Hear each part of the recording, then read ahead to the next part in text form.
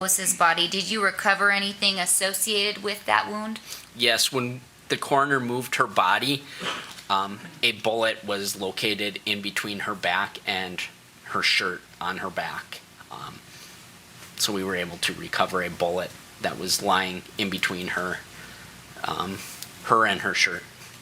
You did collect that as evidence in this case? Yes, we did.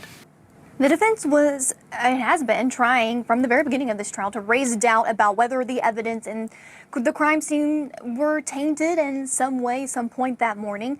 And they did so at this point during the investigators' testimony. Let's hear about how that unfolded. And from there, you have no idea who had it and what they did to it. From personal knowledge. Personal knowledge, I've only from what I've been told. Because you gave it to them to do some sort of test. And I gave it to the Mandan Police Department. Okay, and then they gave it to somebody in ATF that presumably will come in and testify what they did with the exhibit after they received it. But it was tested, went through multiple hands after it left yours, correct? I don't know how many, but it went through some. All right. We object, Your Honor. It's improper foundation. Again, the same response as previously noted, Your Honor. Objection is noted. The exhibit will be received. Still with me, former Department of Justice senior attorney and former federal prosecutor Tammy Allison and criminal defense attorney Mark O'Mara. Tammy, I'll start with you now for that interesting exchange. It's kind of a small picture of what we've been seeing all day long inside the courtroom. The defense objecting to things like chain of custody, improper foundation of this evidence, maybe kind of slowing down the introduction of evidence for the prosecution's case in chief. What do you make? Does that gain any ground for the defense, especially in the perception of the jurors sitting there? I actually don't think that it's going to gain any ground for the defense, especially considering the fact that Mr. Isaac here has, clashed with his defense attorneys already in the past and has exclaimed that he wanted to represent himself. I think now slowing it down with the presentation of the evidence by the prosecution only kind of highlights the fact that the defense is trying to hide something. I always like to show your hand and then use the work and use the actual evidence that you have in order to overcome anything that could be a weakness, as opposed to playing any games like slowing down the presentation of evidence on little things like the chain of custody.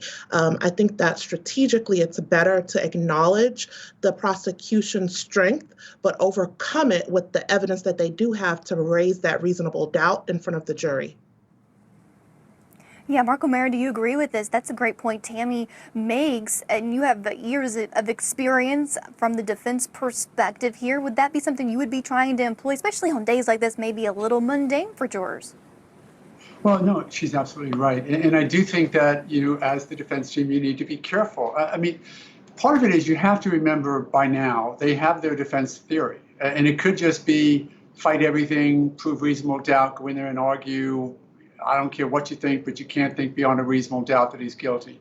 That is a tact to take. But my understanding is what the defense is sort of arguing is there's certainly not enough here to tie this to my client, and you can't prove it was him. It was somebody else, right? So that's sort of no motive, the connection, the circumstantial evidence is what it is. So if that's the theory, then what Tammy said is sort of on point, which is why are you potentially frustrating the jury who's listening, trying to concentrate, trying to get this evidence out, if you don't really care about the evidence of the death scene because you didn't do it, then, and you're going to say that to the jury as you get onto your defense case in closing, then why why the staccato movements that we all know we hate when people are interrupted. We like concentrated thought, right, when we're listening to a conversation. So why do that unless it's for a particular purpose? You're exactly right on the money here. That's what I was thinking, because in the opening they basically said that, look, this was a horrible murder. It happened. It's just not our guy, and we're going to show you why it's not our guy. But I want to also take another look at what the lead case agent was talking about, because this is something that a lot of people have been talking about. There was more than one weapon, 4 different victims. Could there be multiple people involved? Let's listen to the agent talk about why they keyed in on just one person. Was the video surveillance collected as evidence in this case? It was. You mentioned that it was not turned over to the Mandan Police Department with all of the other crime scene evidence from RJR. Why? We were going to have that analyzed and collected by Special Agent Derek Bernier, who had training in that sort of thing.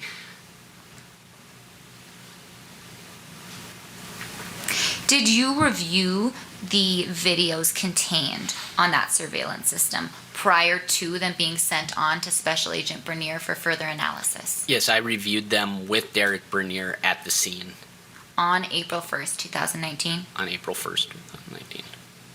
Based upon your visual review of that video surveillance on April 1st, 2019, did you develop a suspect profile? Yes, What was that profile? it was a subject that was wearing an orange mask, an orange jacket, dark colored pants, dark colored shoes, and dark colored gloves. How many suspects were you looking for at that stage in your investigation? One. Why? The video showed one person besides employees enter, and that same person then exit. So, Tammy, how likely do you think it may be for the defense to float out the idea that it wasn't just one person, even though there's surveillance video, it's different points at the property, doesn't cover all points of the property, because there was more than one weapon used, because the suspect seen on video was wearing orange going in, but different color leaving. Do you think it's likely that's something the jury could maybe consider? I do think that it's likely the jury is going to consider other possibilities. And I think that's one of the things with video surveillance footage. It never captures everything and it never captures surrounding areas. And if the defense is good, they're going to point that out, as you mentioned, that it doesn't cover the entire grounds of the property. And it does raise what Mark and I have been saying, that reasonable doubt that there could be someone else responsible for these very gruesome murders. Right. I think that's something the defense may also do. Mark, I want to get your thoughts as well on what you think about the investigators zeroing in on one person based on surveillance video. I know they'll tie it all together in the end, but is that something that you maybe would grasp onto as a defense attorney in this case? Yeah, you want to, because let's remember that reasonable doubt, again, which is, the stock in our trade, if you will, as criminal defense lawyers, it comes from a conflict in the evidence. So one person says one thing, one says the other. That could be a doubt with a reason attached to it. But it also comes from a lack of evidence. So even just saying, look, they show you what they want to show you because they show you this video, but where's all this other video? Where's the video of the south door when, for the 15 minutes afterwards, whatever it might be that the defense is sort of laying those seeds. Because remember, this is going to be a long trial. The defense is laying these seeds now, hopefully allowing them to germinate. They're going to water them and fertilize them and, bring them up to the jury at some later date. And these are all seeds that are being laid right now for the defense to try and show this reasonable doubt. So we have to give them their time, let them plant their seeds and see where it shows up. Again, as long as they maintain the credibility of the only audience that counts, the people on the jury. You're exactly right. We'll see where these defense attorneys go. Tammy and Mark continue to hang out with me for this evening. We're going to switch over to California now. The Jinx murder trial will be a must-see next week. The eccentric Robert Durst is expected to take the stand. Up next, the apparent confession on tape he'll have to explain away. Stay with us here on Court TV.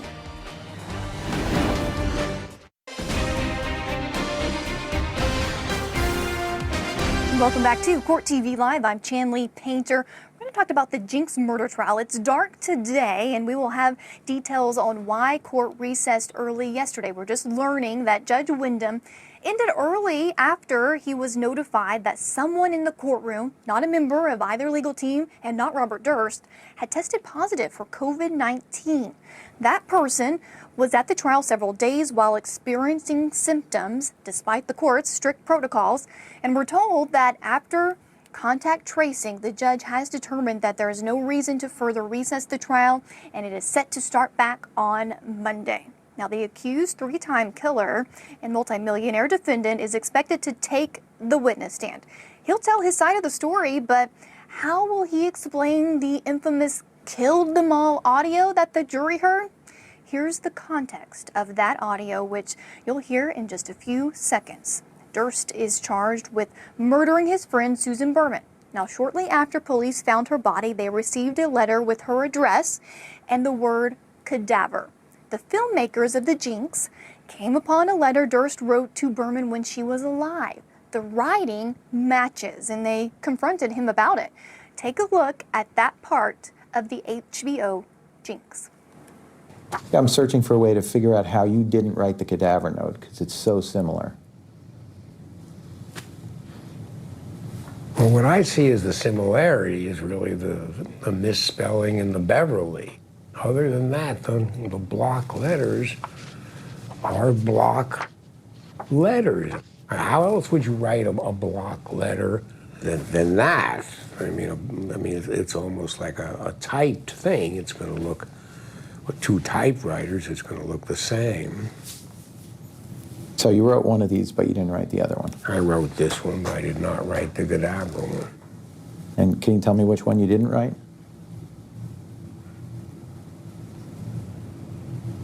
No. So get this, minutes after that, Durst gets up, goes to the bathroom. He doesn't seem to realize his mic is still on, and he seems to confess to killing his missing wife, his dead neighbor, and his old friend Susan Berman. Take a listen to that audio, which the jury heard.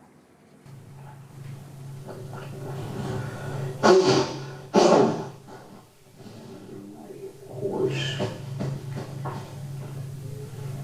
I can't imagine.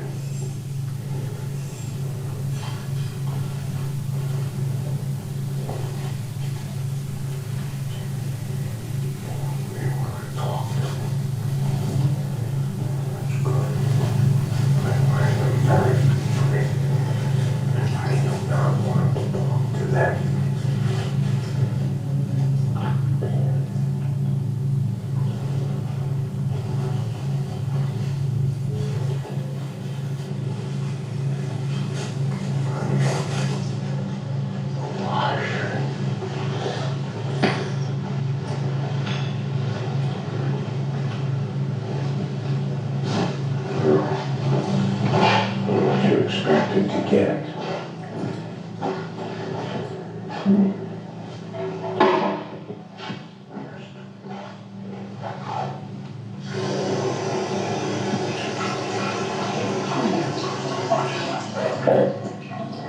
What's it about? Oh, this.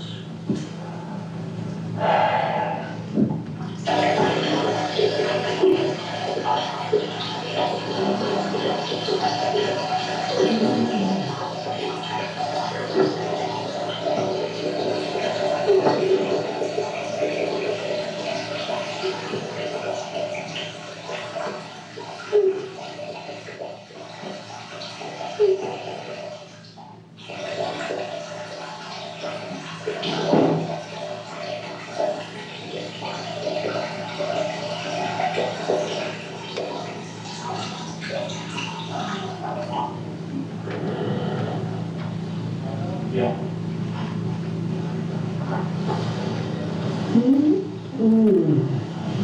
Kill them all, of course.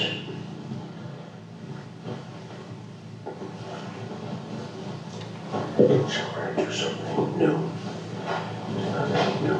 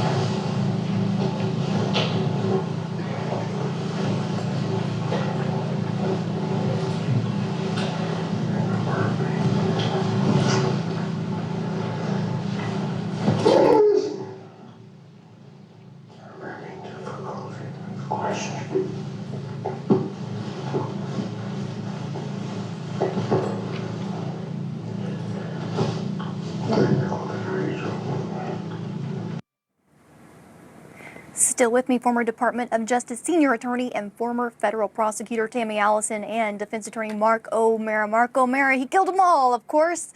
The jury heard that. Damaging, no? Damaging.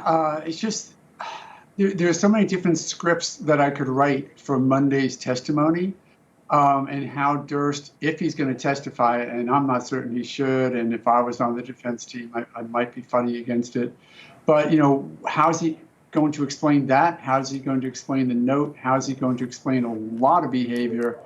But remember that if he decides to testify on Monday, one thing that he's going to probably waive not only his right to incriminate himself, but this whole issue concerning the competency that's been an ongoing theme of the defense. Because if he gets up there and starts talking about, butterflies and kittens, something outrageous to the trial, documenting his incompetence, that might help in the appeal if convicted. On the other hand, if he goes up there and testifies lucidly, there goes the argument that the defense has presented all along in front of this jury, by the way, that Durst doesn't know what he's doing. So it's going to be a very interesting Monday if that's when he testifies. Oh, very interesting indeed, and a huge piece of evidence for the prosecution, Tammy, that cadaver note, which we watched that clip with the Jinx producers confronting him about the handwriting in that. He first denied writing that note, and then in 2019, through his attorneys, said yes, he was in LA, he found Berman's body, he panicked, he wrote the note and fled to Texas, and just cadaver right there. So overcoming just that piece of evidence it's very, very incriminating. How do you think you may prepare him for explaining that on Monday if he happens to take the stand? I'm with Mark with the butterflies and kittens. If he gets on the stand and testifies in his own defense, which, as we all know, is never a good look for a defendant to testify in their own defense in a criminal matter. If he's testifying and saying all kinds of random things, that only helps the defense. It helps the defense with the competency issue. It helps explain away the rambling of the hot mic situation. And it kind of chips away at the prosecution's argument that that is actually a confession. Now, on the other hand, if he does get up on the stand on Monday and if he does go ahead and testify in his own defense and waive his right to self-incrimination, and he talks about that note and he talks about the letters and how the letters look exactly the same, both on the note that he wrote to Susan Berman when she was alive and on the note that was found with the word cadaver on there, I do think that the prosecution should focus in on that, and that would hurt his case, which is why, as Mark and I said, it's never a good look for the defendant to take the stand in their own defense. All right, we shall see this. He seems pretty determined to take the stand, but I don't know that it's enough to overcome the evidence the prosecution has. There's several witnesses that took the stand, knew that Susan Berman had told them about her role in helping cover up the disappearance of Kathy Durst, his first wife. And let's listen to one of those witnesses talk about what Susan Berman, the victim here, told her. Did you know, whether based on what Susan told you, Bobby Durst was involved with his missing wife, his disappearance of his wife? It was heavily implied. I was not certain. Move to strike, Your Honor. Overruled. And when you say it was heavily implied, was this go along with the way Susan would tell this story to you and leaving it suspenseful? Yes. How certain are you that Susan Berman told you that she helped her friend Bobby with this situation by providing some sort of an alibi? Completely. Is there any doubt in your mind? All right, Mark O'Mara, No. what are your thoughts about how Durst may address this type of evidence in the prosecution's case? Should that be something the defense, if he's on direct, to go ahead and sort of broach the subject there? Well, that's the problem. If he doesn't have a compelling answer to that, and I don't see how one is going to come out, and certainly how it's going to come out with any level of believability, then the question is, why is he getting on the stand? He may want to tell his own story. He may want to meander down some path, but it's really going to give the prosecution fodder for a cross-examination that will last longer than the direct examination and be probably the most devastating witness that not only the defense could present, but even the state can present, is a criminal defendant trying to explain away unexplainable witness behaviors, letters, and whatnot. Yeah, it's going to be must-watch television when he does take the stand in that trial. Mark O'Mara, I appreciate you so much for being with me this evening. Of course, Tammy Allison, you're going to stick around a little bit longer with me to discuss all the latest legal news. We have jury selection set to begin in the federal trial of the R&B singer R. Kelly. We'll take a look at the charges he's facing next. You're watching Court TV, your front row seat to justice.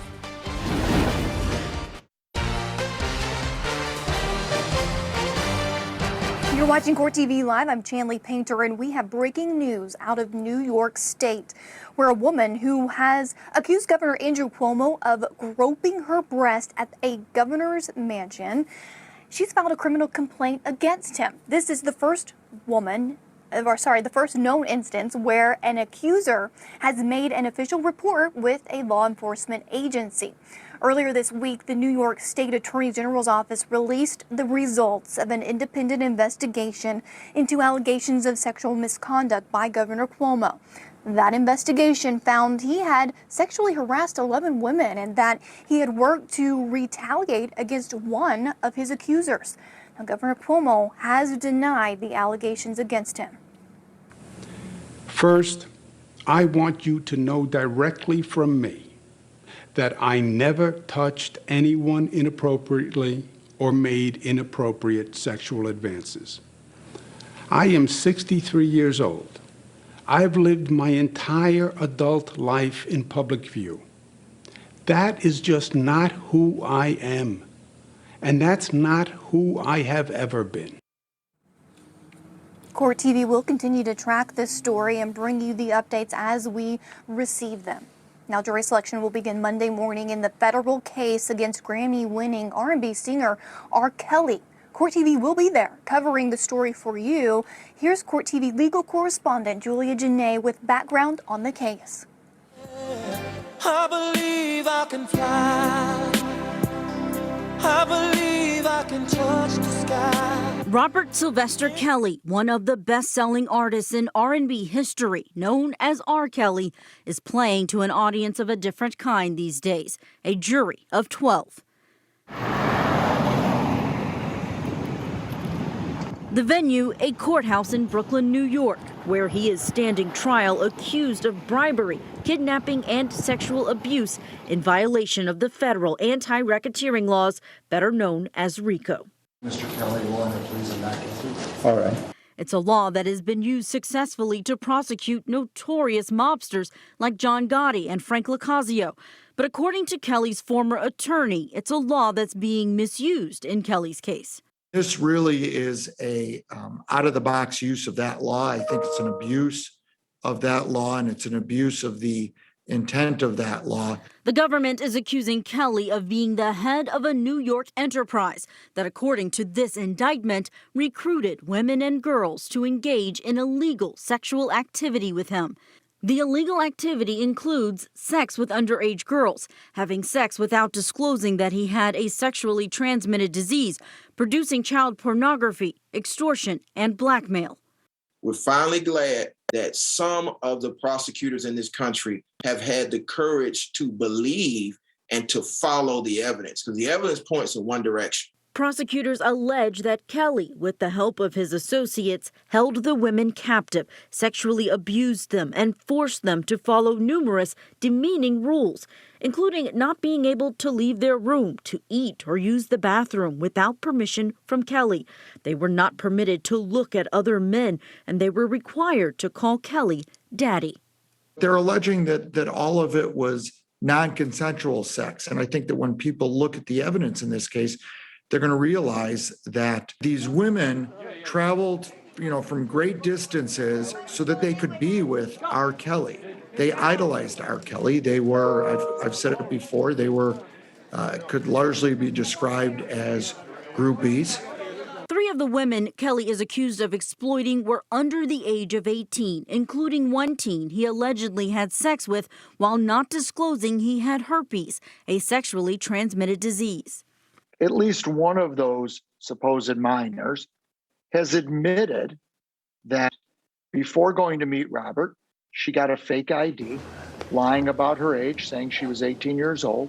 Is that really his fault that someone lied about their age? Accusations of sex with underage girls have dogged R. Kelly for decades. In 2008, he was acquitted in a child pornography case. The government's evidence included video of Kelly allegedly having sex with a girl under the age of 15. Kelly denied he was the man in the video, and jurors found him not guilty.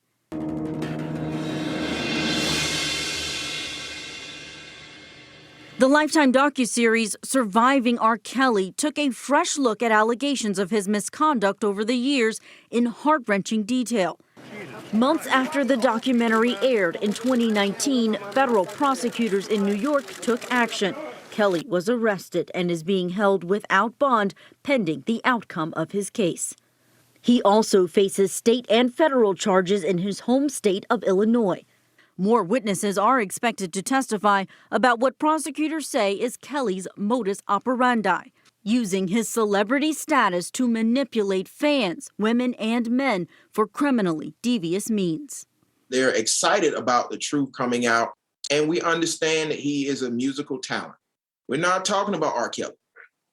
We're talking about Robert Sylvester Kelly and the lived experiences of many of these survivors. All right, Court TV will bring you coverage of that trial beginning on Monday, so mark your calendars. And we have a lot more ahead next hour in the show, including details on the prosecutor's decision to seek the death penalty against Chad Daybell. He and his wife Lori are both charged with murder in the deaths of their children and the death of his first wife Tammy. We'll have all the latest here on Court TV.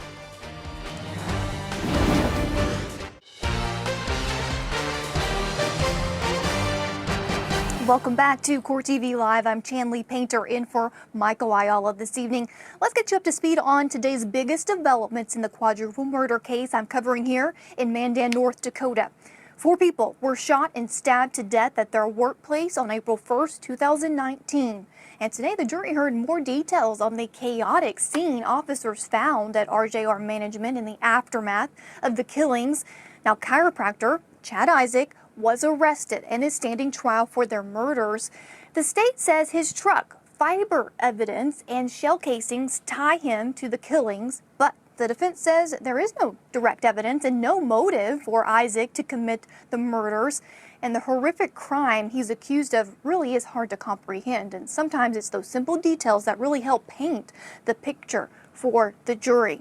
And today, this jury was shown items belonging to 2 of the victims, everyday articles of clothing, a hat, and a pair of glasses belonging to victims William and Lois Cobb, revealing the chilling brutality of their deaths. Special Agent Ahrens, when you first observed that hat at the crime scene, what did you notice about it? That it was lying on the floor next to William Cobb's head, and it was actually another agent that we were standing there looking at it, and he observed and pointed out something to me on that hat. What was he able to observe? He observed what he believed to be a bullet hole in the left side of that hat. As you look at that hat today, are you able to see that hole? I am. It might be difficult for the jury, but would you be able to hold that item up for them and point to where that hole is located? So here's the hat itself. Let's see if I can.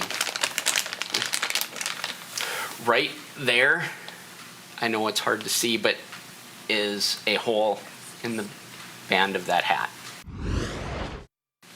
Special Agent Ahrens, since it was raised, was there a need to test this item at the lab? No. Would you be able to hold up that item for the jury? Yes.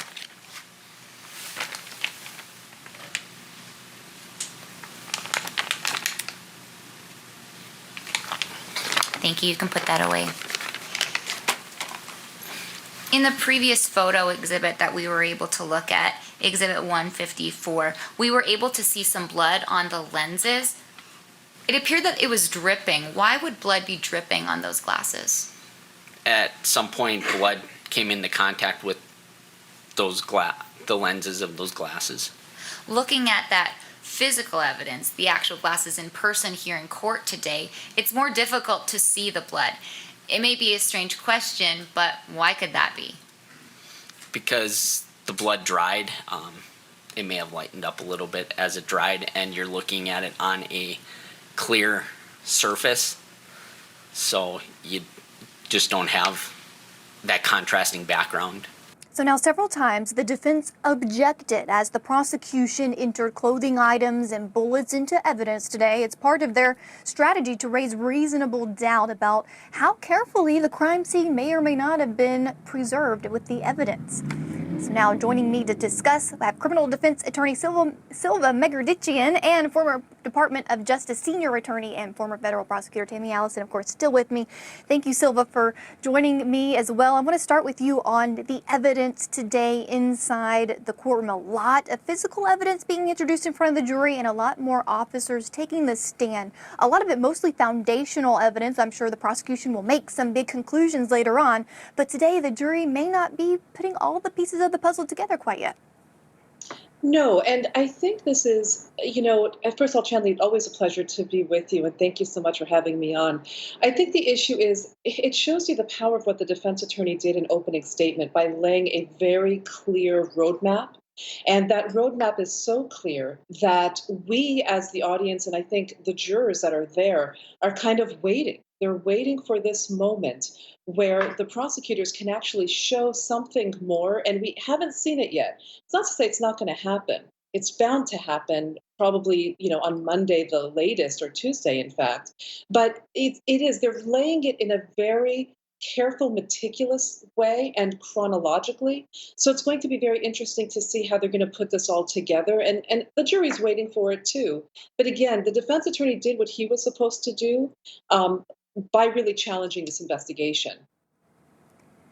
I agree. I thought that was a missed opportunity for the prosecution to plant seeds already in the minds of the juror in the opening statement about how all the puzzle pieces fit together, because the defense did take advantage of it and showed them how it doesn't fit together. And that's the perspective, Tammy, that's the lens these jurors are now looking through as they take in all of this evidence. They're thinking back to the opening going, well, didn't the defense say that this wasn't right or this wasn't an exact match of this piece of evidence we're being shown? That's powerful, no?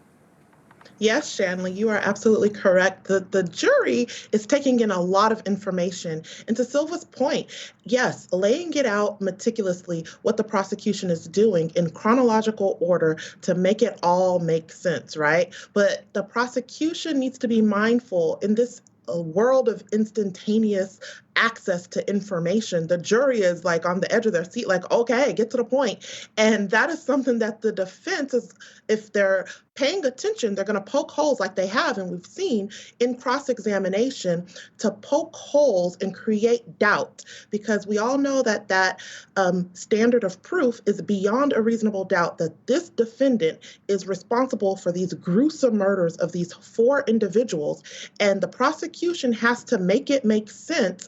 And I think that they should have started with the big picture, tying it all together, and then working backwards and laying out the evidence to make it make sense. I agree with you. One of the biggest pieces of evidence focused on today, they kind of started with the crime scene, they moved to the vehicle, the RJR vehicle that they say the suspect took from the scene. He didn't drive it very far, only a little bit down the road. Let's listen to the BCI agent talk about that vehicle. Referencing Exhibit 216, why did you take this photo? This would be a mid-range photograph of observations of, I assume there'll be other photographs, but this is a mid-range photograph of observations that I saw on the front passenger side door. And what significant observations had you made? There are obvious voids in the dirt on the front driver's side door. In some of those voids, you can actually see a pattern in some of the prints that are there. Up more towards the chrome door handle, there's actually apparent blood staining on the door handle. From a law enforcement's perspective and based on your training and experience, what do voids tend to tell you? I guess in this instance, voids in that dirt appears to me to be that vehicle had been touched in that area relatively recently. If it would have been driven on another dirty road or through rain or mud, you would expect to see that there would be something over the top of those voids. In this instance, they looked relatively recent. All right, so there's this truck. It was William Cobb's company truck. Him and his wife drove to work in this truck every day to RJR. It has RJR logo on it. The investigators talking about the blood found in the truck. Now, Silva, the surveillance video, and the jury has heard some of this, the suspect leaves the building in wearing something else, different colors than the clothes that he wore inside the building, and then decides to take this truck. There's some unanswered pieces here. First of all, why did he change clothes? Why did he decide to take this truck? He only drove it literally a few yards. I've been to the business where this happened. It's not very far at all. What do you think the jury may be thinking about putting all that together and why the suspect may have done that? I think that's the million-dollar question. And Tammy said something incredibly accurate, which is in this day and age where we want answers and we want the picture to be filled in very quickly, this is something that I feel like the prosecution had a little bit of a missed opportunity to kind of give us a little bit more. Because honestly, here's where reasonable doubt does come in for the defense. They can fill in the picture for the jury. It really doesn't make sense. And it doesn't, look, we already don't have motive in this case from this ex-Navy medic who is, by all accounts, stellar member of the community, a respected chiropractor with no criminal history. Why would, first of all, anyone take the truck out for that short amount of time? And why would he do it? What is his connection? None of this has been filled in yet. So as a defense attorney for myself, it allows me a lot of leeway to create another narrative that I think the defense will take much more advantage of as they continue to do their cross-examination. Oh, absolutely. And Tammy, let's talk about this. There's no direct evidence really to that truck. There's bloodstains in there, but there is a part where they talk about some fibers, some orange fibers. And we know that the suspect wore a bright orange hooded sweatshirt into the business that morning. Could that be the connection? I want to listen to this next soundbite and get your thoughts on the other side. Moving on to State's Exhibits 263, 264, and 265. What's being portrayed in these photos? So while we were doing the visual inspection of the interior of that vehicle, during the processing of it, we did observe similar reddish-orange fibers, several small ones, on the center console or center armrest in the interior of that vehicle. Can you stand up and show them to the jury, please? Certainly.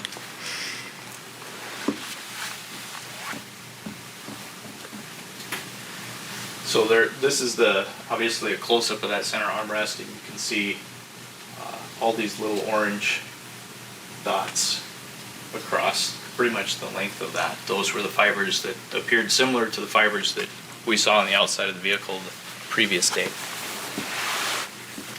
What means did you take in gathering these pieces of fibers? These were collected with lift tape.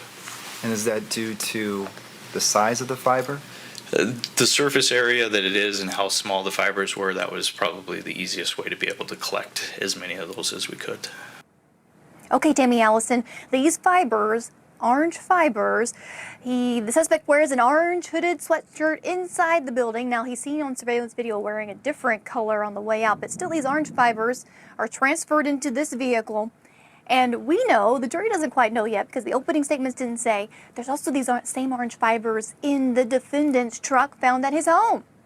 What do you make of this? Yes, and again, my apologies. Again, it's a missed opportunity by the prosecution to make it make sense. The prosecution is getting into the nitty-gritty without giving the jury an overall theme and something overall to look at to tie it all together. I think that the prosecution, when they're showing the close-up of that center console, they're showing the orange dots, having the witness stand up and pointing out. The next thing could be the picture. The next thing could be showing the surveillance video with the the defendant in the orange hoodie so that the jury can piece it together in their minds and make it make sense to understand what the prosecution is trying to convey to them in a better way. And I think that the defense attorney is, if they haven't already, they're going to point that out and try to erase that doubt that it was not the defendant that was in there that left those fibers in the center console.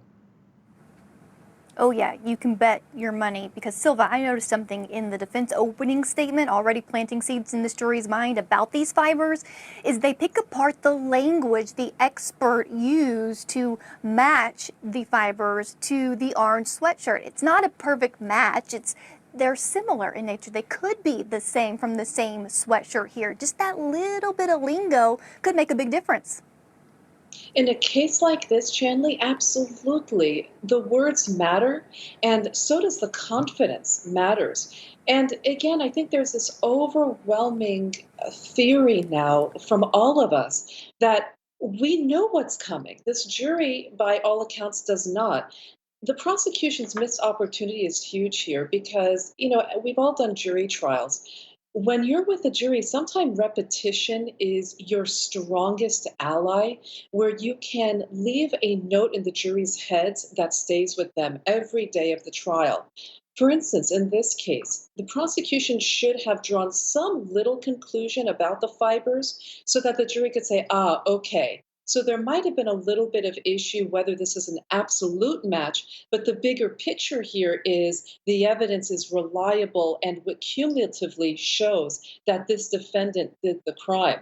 So while the prosecution is missing this connection, the defense has been doing a beautiful job really putting a lot of attention on it. Now, I still think the case is an overwhelmingly strong case for the prosecution, but I think the defense is doing an incredible job really taking advantage of the prosecutorial mistakes, putting their case together thus far. Oh, excellent insight, Silva and Tammy, as well. We're going to keep talking about this case coming up. We're going to take our viewers back into court here in North Dakota for some of today's key testimony. And later, the prosecutor in the Doomsday Couple case says he will seek the death penalty against Chad Daybell. But what about his wife, Lori Vallow Daybell? Do you think she should also face the same penalty? Find Court TV on social media and answer our Talk Back question. We'll have some of your answers later this hour. You're watching Court TV.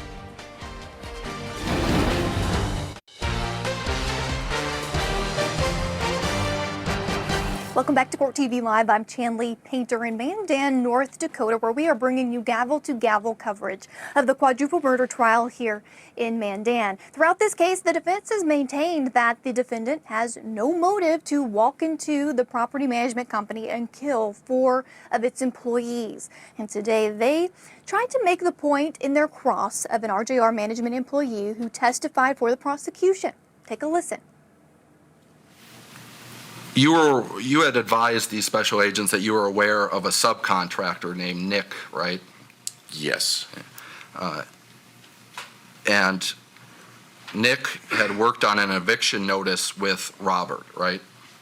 That's possible, but I wouldn't have been involved in that process. Well, you had advised them it was concerning, though. Is that fair? I advise that only because that is something that Nick had mentioned to me. And to be fair, you had told them you aren't aware of the details. Correct. This is getting into hearsay as this is statements made by another party to the witness. Statements made by the witness to law enforcement for the purpose of the investigation. I have an overall objection to that, but he's testifying he doesn't have personal knowledge about that. So, but either way, this Nick it was conveyed for him to contact Lieutenant Hogue, right, at the Mandan Police Department. Is that accurate? Yes, this all happened after the incident.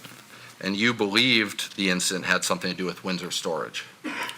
I wasn't sure. I was just advised at the time when we were initially interviewed by the detectives that anything that comes up, whether it seems relevant or not, should be addressed and mentioned to them so they could further analyze and see if it was valid to the case or not. And during that interview with these special agents, you were shown a picture of a white Ford F-150, correct? Yes. And you told them that you were aware of what employees would drive to work, right? What Yes. vehicles they would drive to work, that is. And you recognize the Ford to look similar to the white Ford pickup that Mitch Kessel owned, correct? That is correct. Finally, Mr. Eliason, my understanding is that you would collect rent from tenants at Northview unless they paid by phone or online. Is that accurate? An accurate way to describe that would be is we have a payment drop box, and I would go up and collect the payments from the drop box. I would never interact with the tenants as far as rent collection. And in earlier 2019, there were about 3 work orders that you assisted with at Northview? It's possible. There were many work orders. Do you remember spending about 3 hours winterizing a lot in the end of February 2019? I believe that probably would have been the rental lot we had, which would be lot 42. Okay. And you spent another 3 hours on a couple lots on early March, collecting items from the drop box and checking on a couple lots with something about heat tape? Yes, there are several RV spots that are open year round, so we have to properly insulate and heat tape the water supply lines to those risers. And there was no incidents or issues with any of the tenants when you went up for those work orders, right? No. Now, were you present at the Meet the Managers meeting in August 2018? I was not. Okay. I have no further questions. Thank you. Is that going to be enough to raise reasonable doubt for this jury? Let's talk about it. Still with me, criminal defense attorney Silva Megardichian and former Department of Justice senior attorney and former federal prosecutor Tammy Allison. Start with you, Tammy, on this one.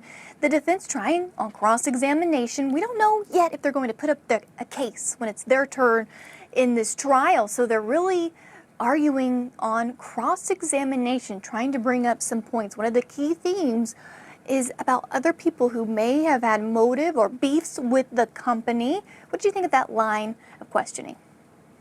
I thought that the defense did a really good job at bringing out some relevant information that actually does not necessarily make sense to the jury now, but when the defense puts their case in chief on, I do believe that they're going to tie it back together with pointing back to some of these responses of Mr. Eliason and pointing out to them that there were never any issues with any of the tenants there, that he never interacted with anyone one-on-one when there was any issues with the rent, which would go back to any type of motive, because we don't have motive here. And people are curious, the jury, being the people, are curious as to, well, why would this defendant kill 4 people at RJR Management? And I do believe that the defense is being very strategic in eliciting these types of responses from this witness so that they can highlight these responses when they do bring on their case in chief. I agree with that, and bringing up things without really explaining them, Silva, like the name Nick and Windsor Storage and another incident, and did you go and evict these people, or were you in Washburn for this situation? Just kind of putting little things out there, nuggets out there, without really tying up all the loose ends. Those are going to carry over in these jurors' mind, going, well, who was Nick, and how was he a part of this? Yeah, I mean, Tammy hit the nail on the head. I mean, this is a case for a defense attorney. It's kind of like a trial advocacy model case of how to properly enter tidbits of doubt in a jury's minds that, again, at the end of the day, they're going to take with them, and not completing the story, but showing, wait a second. I mean, these poor victims who were killed, one of them had a gun. I mean, they carried guns with them because there were so many threats made against them. There were people who made obvious threats, even the ex-wife of the victim, right, who actually said, I would hire someone to kill him. Whether even that was said seriously or in jest, look at how many people had a true motive, an undeniable motive to kill these people. And then the defense is going to say, but look at my client. The prosecution, even though they don't have to show motive, they can't even tell you why. And every jury wants a why. And I think that's an essential aspect to this case. So again, let's see how the defense ties it together, and I think they'll tie it together in their close. Right, definitely tied together. And again, let's go back to the defense opening statement. We've talked about this before, already laying out the theories of the case, implanted that into the jurors' mind. So we're hearing this evidence. They can put the pieces together. Let's go back and listen to Defense Attorney Quick talk about other people who may have had motive. This was a successful business by all indications, but not popular in all circles. RJR averaged 5 to 6 evictions per month, which would be a total of over 200 over 3 years. RJR employees gave law enforcement a list of 30 people that were not just evicted, but specific suspects because they were determined to be upset residents. RJR would often auction off their property. If it was a storage unit, for example, they would change locks, they would sue people, and they routinely evicted families. Several possible suspects were identified by several employees during the early investigation. A list of pending lawsuits was also provided by the staff to law enforcement during the early days, which was 55 pending lawsuits as of April 2nd, 2019. Robert Faulkner handled most of the evictions and other court proceedings, for example, lawsuits for damages to property, etc. And if a tenant needed to be physically removed from a property that RJR managed, Robert and William Cobb would often go together. Both carried handguns. Lois Cobb and Jackie Faulkner had handguns as well. Employees were also terminated regularly. Deanna Finney admitted that William Cobb and Robert could be hard on employees and also gave law enforcement a list of former disgruntled employees as possible suspects. All right, handguns, evictions, employees terminated. The list goes on, lawsuits against the company. Silva and Tammy, so many innumerable other people who may have been mad at this company or an employee that worked there and wanted to commit this crime. There's nothing like that in the defendant sitting in the courtroom. It's almost unimaginable to think that he could be capable of doing this without any reason. I mean, these were victims who were stabbed dozens of times. That shows passion and a personal element to the crime. I'm not sure what to make of this just yet. I'll start with you, Silva, on your takeaway from that evidence. Yeah, I mean, I think it's incredible that you, Chanley, Tammy, and myself were saying the same thing, and it's absolutely going to be the same questions in the jurors' minds. You know, it's interesting. We only are, as defense attorneys, we're as strong as our evidence is. And I think the strongest argument that the defense has is look at my client and look at what he's accomplished and try to find one reason why this guy would go berserk. But then look at all of the other people that despised and look at the crime and the vitriol behind this crime, the anger, the destruction, the blood everywhere. Even the prosecutors told you how absolutely grotesque the scene was. What makes sense in your mind? Remember, it takes one juror to say, this doesn't make sense. Look at this defendant. I don't see it. Even though he had an orange object in the dryer, even though the knife was found in his home, even though, as Chanley, you reported, that dry run, that evidence hasn't come out yet. There's so much to come, but there's doubt in their minds already. Yeah, Tammy, do you think it's taking a little bit too long for the prosecution to really make the connection to the defendant sitting in the courtroom? Yes, I do think that it's taken the prosecution entirely too long. Like I said earlier, the jury is sitting there like, okay, what, like, get to the point. So I think that it's important that, as prosecutors, not to get so deep into the nitty-gritty without having laid out the overarching theme and the big picture for the jury to understand what they're trying to get at, and then working backwards and tying it all back together in chronological order. I think that the defense is doing a really good job at poking holes and raising that doubt. And I also believe that it's very important and it's very strategic for the defense to point out that some of these victims were armed. They were carrying. They had other people that had grievances against them that could be responsible for these gruesome murders. And how could this one defendant, one person, be responsible for multiple bullet holes in multiple people and stab wounds just from one person? What were the other victims doing when they were armed? They're armed for a reason. They are carrying firearms themselves, and they're raising that doubt in the jury's mind. Do you really think that these victims were just sitting here watching him kill other people while they were holding a firearm in their possession? And I think the defense is doing an amazing job with that, and it's definitely raising that doubt, and it's going to sit with the jury throughout the duration of this trial. Tammy bringing some more unanswered questions that I'm sure, if we're wondering, the jurors are wondering as well. Thank you both again for your insights on that case. Coming up, Chad Daybell could now get the death penalty if he is found guilty of murder in Idaho. What will his trial look like now? New details after this. Here.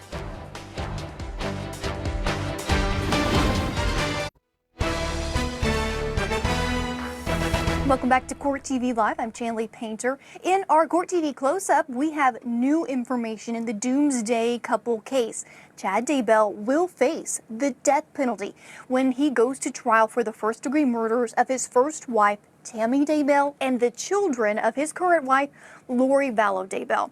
And while both Chad and Lori were indicted in May, the death penalty determination only applies to Chad's case because, as we know, Lori Daybell's case is on pause until she is deemed competent to stand trial.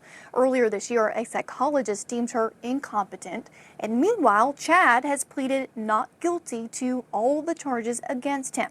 But yesterday, prosecutors in Fremont County, Idaho, filed notice to seek the death penalty against Chad only. The filing states that the death penalty can be used in any or all of those 3 first-degree murder charges he faces, and it can also be used for any of the conspiracy to commit first-degree murder charges he's facing there in Idaho. Now, the couple's beliefs will be a big part of the Daybell's trial. Here's Court TV's Ted Rowland on what those beliefs are and how they may have led to murder. Chad Daybell and Lori Vallow's extreme beliefs about the end of the world, as described by their friends, are now clearly part of the investigation into the deaths of Lori's children, JJ and Tylee, Lori's ex-husband, Charles, Chad's wife, Tammy, and Lori's brother, Alex Cox. We're gathering together as saints, as brothers and sisters, and preparing for the second coming of Christ. We want to be there together, and we want to be there strong together. That's Lori Vallow on a podcast in November of 2018 discussing the end of times. A few months later, this is what Lori's now dead husband Charles told police in Arizona about how Lori's religious beliefs had become disturbingly extreme. Her religious stuff has gone way off the deep end. She threatened me physically. She made threats about the kids. She doesn't care what happens to them. Come get them. I don't care. We won't hear that much longer anyway. And I've got my God powers. I can kill you if I want, anytime I want. It's just irrational stuff. Yeah. She needs some serious help. I want her to get help. I'm worried about her. Both Lori and Chad told friends and family that they are part of the 144,000, which is a biblical reference from the book of Revelation. The book of Revelation has a chapter in which it talks about how when Jesus comes back to the earth, or in anticipation of that, then there will be 12,000 elders or members from each of the 12 tribes of Israel. And so when you do 12 times 12,000, that's how you get to 144,000. According to friends, Chad believes that he and Lori are not only part of the 144,000, but that it's up to them to lead the other chosen ones after the second coming of Christ. I've recently released my autobiography entitled Living on the Edge of Heaven, where I tell more about my 2 near-death experiences.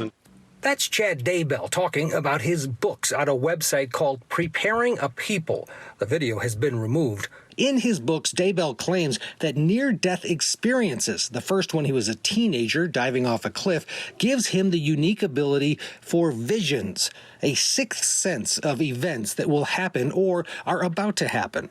According to his friends, Chad had visions that his wife Tammy was going to die, that Charles Vallows' body had been taken over by a zombie, and that Lori's children, 7-year-old JJ and 16-year-old Tylee, were also zombies. Chad, according to friends, also believes that he's had many previous lives and has even been married to Lori in past lives on different planets. Chad told his friend Julie Rowe he was James the Less, or James the Just, one of the 12 apostles. He started telling me about how he had an attack. He was in his living room in Rexburg, Idaho. The way he described it was that his veil was more open than it had been, and he started remembering some of his past lives. How and why Chad and Lori's religious views became so extreme is unclear. Friends of both say something changed. Chad's been a very prolific author, so in the past, I would say a lot of his publications are very much in the mainstream, but it does seem that recently their trajectory seems to be taking them away from the kind of center where most people in the faith would have. Now, both Chad and Lori are sitting in Idaho jail cells waiting for trial, or, if they still believe it, the end of the world. So now the question is, what will this death penalty case look like moving forward? Let's talk about it. Criminal defense attorney Silva Megerditchian is still with me, as well as Tammy Allison, former federal prosecutor. All right, I want to get first your reaction. I'll start with you, Tammy, about the prosecution.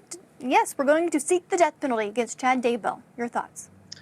I think that the prosecution definitely should probably include some lesser included charges, because there is a possibility for the defense to obviously bring up anything that can bring doubt to him being the one that was responsible for the murders of Lori's children and her ex-husband. I know that there was some talk about the ex-husband having a fight with her brother, and there are so many different variables at play that the defense could bring up to raise doubt. But the prosecution raising the first-degree murder and seeking the death penalty, it's very optimistic, I would say, on their part, without focusing on some of the lesser included charges, so that there could be a guilty verdict reached by the jury. Interesting. So here is what the prosecutor's office released to announce that they were going to seek the death penalty. Here's what they say. They say, our process in making this determination was lengthy and comprehensive. We conferred with those immediate family members of J.J. Vallow, Tylee Ryan, and Tammy Daybell, who have indicated a willingness to speak with us and allowed them an opportunity to provide their input if they wish to do so. And it goes on to say, we determined that the nature and magnitude of these crimes warrant the possibility of the highest possible punishment. So well, that makes sense that they would confer with victims' family here, but it's interesting because some of the victims' family also are related to Chad Daybell himself. You know, Tammy brings up such an interesting point, and she's absolutely right, and you can tell because she's a former prosecutor. The problem is the prosecution here really had no choice. I mean, the world stood by. Every state in this country stood by, wondering where these two gorgeous children were. I mean, I remember coming back from court when this story first broke, going, God, did they find these kids? Seeing them, the parents in Hawaii, not the parents, but seeing her and her new lover celebrating in Hawaii while her two children were missing. I think the amount of publicity worldwide, it gave them really no choice but to seek the death penalty, because the heinousness of what we all went through in praying that these kids were okay, but underlying knowing something was horribly wrong. Now, it's very true that they have a lot to prove in this case in order to get death, but I think they're showing that they are not backing down, that these guys have, though their minds are deep in a rabbit hole of craziness, that they have to face a jury and face death if in fact they are convicted. So I don't see that there was another thing that this prosecution could have done. I think it's justified.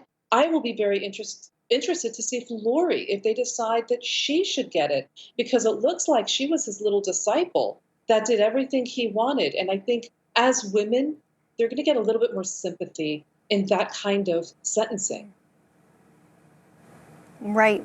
That's our next segment. Thanks for the good preview there, Silva. But yes, we all were wondering where Tylee and JJ were for months and months, and to learn ultimately what happened to them. It's heartbreaking, and especially for the grandparents of JJ Vallow. They reached out, they gave me a statement. They told me, we are pleased with the prosecution team decision in seeking the death penalty for Chad Daybell. We are thankful justice is moving forward. So another step in their process of healing. And Tammy, as a former prosecutor, I want to run these aggravating factors by you that the prosecution used. They have to prove at least one aggravating factor beyond a reasonable doubt for this penalty phase. I want to get your take on these. They say it was committed for basically financial gain, and then especially heinous, atrocious, cruel, or manifesting exceptional depravity, an utter disregard for human life, a propensity to commit murder, and will probably constitute a continuing threat to society. Now, the statute there lists several different aggravating factors, but these are some that they explicitly plan to prove to the jury to warrant the death penalty here. Of course, we also know that the defense can put on some mitigating factors as well here, but what's your take on this part of the death phase? I believe that the prosecution bringing up those aggravating factors is very smart. It's very smart to see why they're seeking such a high penalty in this matter. But I also think that it's important that the prosecution focus on tying the defendant to the crime with actual evidence, not circumstantial evidence, and not to rely so much on their religious beliefs. Yes, they are different, they are out there, but I think it's important for the prosecution to remember that this is a country where there's freedom of religion. They don't know the religious background of the jury members, or if the jury is starting to get curious with what it is that these two are following, hopefully not with ending with any type of murders, but at the same time, focusing less on what their religious beliefs are and more on tying the defendant to the crime is what's most important and what can justify those aggravating factors that led to the decision to seek the death penalty. All right, thank you both for your expert analysis. Still ahead in our Talk Back segment, we're about to talk about your questions and comments that you submitted to us. Our question: will prosecutors seek the death penalty for Lori Vallow Daybell if her competency is restored? We have all that coming up here next on Court TV.